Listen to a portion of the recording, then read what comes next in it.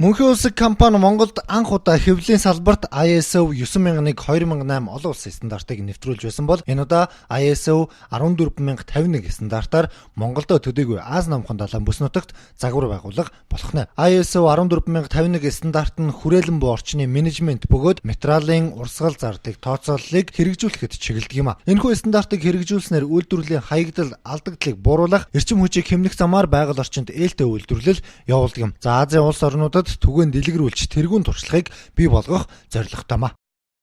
Энэ стандарт нь бол анх 1990 онд Герман улсаас анх үүдэлтэй. Тэгээд дараагаар нь бол Япон улс дөрвөн дэлгэр хэрэгжээд тэгээд энэ Аз төвд бол одоо их өргөн хэрэгжиж байгаа. Тэгээд энд бол Монголын олон компаниудаас бол Азийн бүтээмжийн байгууллага бол компани танилцуулга, үйл ажиллагааны талаарх товч танилцуулгуудыг бол авч тэгээд энэнийхээ хүрээнд бол Азийн бүтээмжийн байгууллага өөрсдөө бол энэ юуг бол сонгон шалгаруулсан байгууллагуудыг. Энээс бол хамгийн анхлан бол Мөнхийн улсын компани бол анхлаж бол энэ Азийн бүтээмжийн төвийн стандартыг хэрэгжүүлэх загвар компани болох төсөлд бол анхлан Монгол улсаас шалгарсан. Уг төсөл нь хэрэгжилтийн үйл явцаас хамаарч 12-оос 18 сарын хугацаанд хэрэгжих гинэ. Уг төсөл төлөвлөлт, хэрэгжилт, түгээн дэлгэрүүлэх гэсэн 3 үе шаттайгаар явагдах юм байна.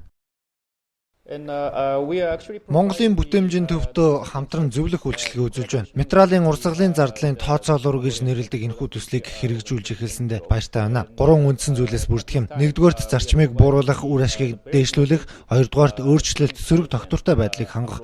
За 3-р бол байгаль орчинд эерэг нөлөөлөл үзүүлэх юм.